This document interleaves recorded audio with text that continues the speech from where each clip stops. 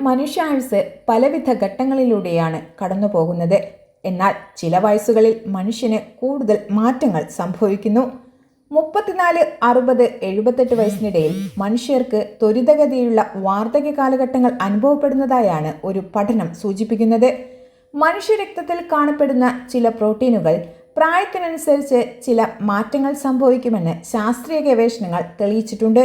ഈ പ്രായങ്ങളിൽ രക്തത്തിൽ ഏകദേശം 1300 പ്രോട്ടീനുകൾ പെട്ടെന്ന് മാറുമെന്നാണ് പഠനങ്ങളിൽ കണ്ടെത്തിയിരിക്കുന്നത്. വാർദ്ധക്യ പ്രക്രിയ സ്ഥിരമല്ലെന്നും ശരാശരി 34, 60, 78 വയസ്സിനിടയിലാണ് മനുഷ്യന് ഏറ്റവും അധികം വലിയ മാറ്റങ്ങൾ സംഭവിക്കുന്നതെന്നും ഗവേഷകർ പറയുന്നു. മറ്റുള്ളവരെക്കാൾ വേഗത്തിൽ ജൈവശാസ്ത്രപരമായി വാർദ്ധക്യം പ്രാപിക്കുന്ന വ്യക്തികളെ തിരിച്ചറിയാൻ രക്തപരിശോധനയിലൂടെ സാധിക്കുമെന്ന് ശാസ്ത്രജ്ഞർ വ്യക്തമാക്കുന്നു.